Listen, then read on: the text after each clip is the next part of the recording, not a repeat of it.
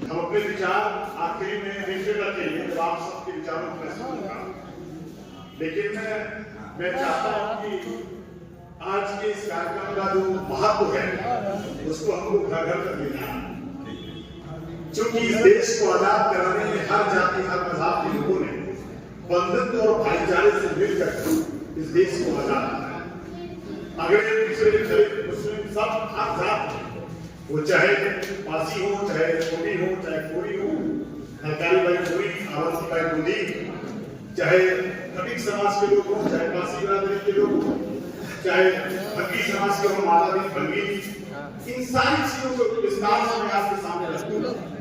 लेकिन आज क्या परिस्थितियां हैं कि हमको आपको सड़क पर आना पड़ा। हमें ऐसा लगता है कि हमारे महापुरुषों ने इस देश को आजाद कराने के लिए अपने सब कुछ न्यौछावर कर दिया, हमको आपको अच्छा खाना, अच्छा पहनना, सब कुछ मिलने लगा।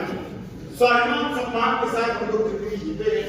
कोई नौकरी पा गया, कोई राजनीति में आगे बढ़ा, कोई समाज में आगे बढ़ा। आज जो 1947 के बाद का जो देश बना है, इसमें हमारे महापुरुषों की बहुत कोई कमी आई है, उस पर चिंतन और मनन करने के लिए आखिर क्या कारण है? जिन लोगों ने आजादी में अपना सब कुछ न्यौछावर कर दिया, उस समाज के लोग क्यों मारे जा रहे हैं, क्यों पीछे जा रहे हैं? जिनसे अंग्रेज थर-थर कांपता था। 1857 में किसी और ने लड़ाई नहीं ली थी, जिनको आप विमुक्त जातियां कहते हैं, नट कहते हैं, गड़िया कहते हैं, बासी कहते हैं, कुटी कहते हैं, यादव कहते हैं, गुजर कहते हैं। ये वो जातियां थी जिनसे थर-थर कांपता था अंग्रेज। ऐसी क्या स्थिति आ गई कि 1857 में हमारे आपके ऊपर जनाई लग गया? कब लगा था? ये हम चोरी नहीं करते थे, हम कोई दारू नहीं पीते थे, हम कोई झगड़ा नहीं करते थे, अंग्रेजों से कोई लड़ने की हिम्मत नहीं जुटा पाता था। उस समय 1857 का कोई नेता नहीं था। इसका मतलब था कि फिर भी युद्ध हुआ, फिर भी संघर्ष हुआ। और संघर्ष इसलिए हुआ क्योंकि इस देश की जनता उठ खड़ी हुई थी और अंग्रेजों से मुकाबला करने चल गई। उसी में विराट उसी में आपकी मजाली पड़ती है, क्योंकि उस समय कोई नेता नहीं हुआ करता था। नेता राजा महाराजाओं की चमचागिरी करते थे, दरबारी करते थे और इस देश की जनता को छला जा रहा था। उससे लगान पर पूरा लगा था, उनका कब्जा लटकाए जाते थे और राजा महाराजा जो थे वो इस देश की जमीनों पर कब्जा करने के लिए और अंग्रेजों की दलाली करने के लिए जमींदार बनने के लिए लाए थे। जमींदारी प्रथा की दौर से नहीं आई, हम पर कब्जा चलाने के लिए जमींदारी प्रथा आई। मैं उस विषय पर नहीं जाना चाहता, लेकिन मैं कहना चाहता हूं कि आज अगर आपको स्वाभिमान सम्मान और स्थान के साथ जीना है तो हमको उस गौरवशाली इतिहास की याद करना पड़ेगा। आखिर क्या वजह हो गया कि जिससे अंग्रेज थर-थर कांपता था, आज इस देश की सरकारें और गुंडे माफिया हमसे आपसे थर-थर कांप नहीं रहे। हत्या हो गई गुरबख्श में, और गुरबख्श में जब हत्या होती है तो आज रायबरेली जनपद का एक अनुसूचित जाति का बेटा, वो चाहे प्रधान होता, चाहे बीडीसी होता, चाहे जिला पंचायत होता, उसके दरवाजे पर जा करके जाते और लगातार जाते, यहाँ के प्रशासन की चूल्हे गिर जाती। लेकिन मर गए तो मर गए, कुत्ते बिल्ली हैं, इनकी कोई कीमत नहीं है। लेकिन हमने इसका बीड़ा उठाया है। आज बंद कमरे में कह रहा हूं, हम जुर्म जाति के खिलाफ हैं, हम किसी जाति के खिलाफ नहीं हैं, हम व्यवस्था के खिलाफ हैं। कौशाम्बी में हत्या हुई, हमारे साथ आदरणीय जयमल साहब जो इस रायबरेली जनपद के प्रथम नागरिक हैं, इनके साथ हमारे साथ ये गए और हम सब लोगों ने देखा कि कौशाम्बी में हत्या हो गई और हम लोगों ने वही ऐलान किया था, इस कौशाम्बी की हत्या का बदला लेंगे और जब तक न्याय नहीं दिला लेंगे तब तक चुप नहीं देंगे। सारे अपराधी गिरफ्तार हुए और अधिकारी निलंबित भी हुए और लगातार उसने 1 हफ्ते 15 दिन 1 महीना अगर न्याय के लिए लड़ना पड़ा तो रायबरेली की सड़कों पर आप सब लोग आए और हमने उस लड़ाई को लड़ने के लिए सड़कों पर मुझे उतरना पड़ा। मेरे मित्रों, मैं आपसे कह रहा कि गुरबख्श की जो हत्या है मुझे अंदर तक मिला दी। वो पूर्व प्रधान था, रामदास पासी पूर्व प्रधान था। अगर पूर्व प्रधान अगर सुरक्षित नहीं है तो रायबरेली जनमानस कैसे सुरक्षित होगा?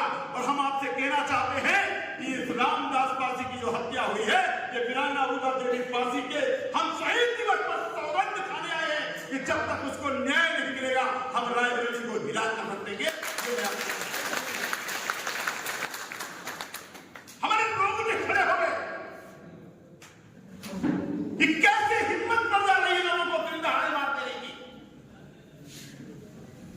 निश्चित तौर पर इस लड़ाई को हमको आपको लड़ना है।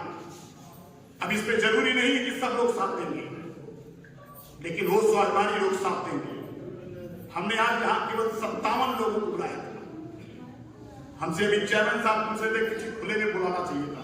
मैंने कहा नहीं, हमको वफादार, ईमानदार, स्वाभिमान सम्मान के साथ जीने वाले लोग अगर इस रायबरेली में केवल 57 लोग मिल जाए, हम ज्यादा नहीं चाहते।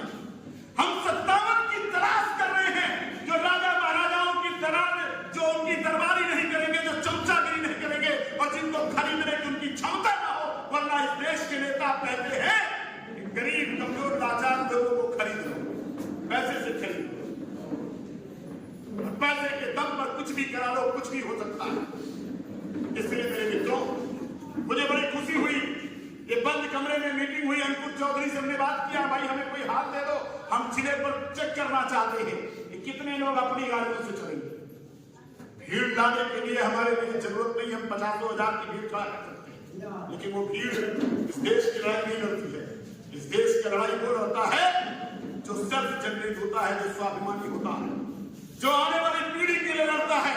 हम देखना चाहते हैं कि रायबरेली की धरती पे जो हमारे आपके स्वाभिमान सम्मान की लड़ाई है, क्या हम लोग लड़ पाएंगे कि नहीं लड़ पाएंगे। और इसलिए मेरे मित्रों, मैं आप सबको मैंने बुलाया था, व्हाट्सएप से आपको सूचना मिली, मुझे अपार खुशी हुई। अभी है ये ऐसी धरती है, रायबरेली की धरती है जो अन्याय नहीं बर्दाश्त करेगी। अगर अंग्रेजों के अन्याय को बर्दाश्त नहीं कर पाई तो ये जो काले अंग्रेज हैं, इनके भी अन्याय को बर्दाश्त नहीं करेगी। और आप लोग चले, मुझे खुशी हुई। आज मैं आखिरी में कोई रणनीति बनाकर जाऊंगा और मुझे खुशी है कि हमारे चेयरमैन साहब हमारे साथ कंधे से कंधा मिला करके इन्होंने शपथ ली है कि हम आपके इस मिशन के साथ कंधे से कंधा मिलाकर साथ देने का काम करेंगे। मुझे खुशी है। और एक दूसरी बात आपसे कहना चाहता हूं, जो समाज अपने बलबूते खड़ा होता है वही समाज स्वाभिमानी बनता है। और हमारी एक तमन्ना थी और चेयरमैन साहब से मैं कहना चाहता हूं, इसीलिए मैं आखिरी में बोलना चाहता था, लेकिन चेयरमैन साहब मेरे बगल में थे। मैंने इनसे रिक्वेस्ट किया कि हम चाहते हैं कि रायबरेली की धरती पर बिना हुदा देवी का इतिहास पढ़ा जाए, हमारी शत्रुघ्न सोनकर के कार्यकाल में पढ़ा जाए, वीरावासी का इतिहास पढ़ा जाए। तो हम आपसे केवल एक इंतजार कर रहे हैं, मूर्तियां ये इस दबा कुचला समाज अपने बलबूते लगाएगा, भूखे रहकर प्यासे रहकर लगाएगा, अपनी मेहनत की कमाई किसी राजा दरबार के यहां से पैसा लेकर नहीं लगाएगा और किसी सरकारी खजाने से भी नहीं लगाएगा। ये मूर्ति जो लगाएगा वो अपने पैसे से लगाएगा कि नहीं लगाएगा।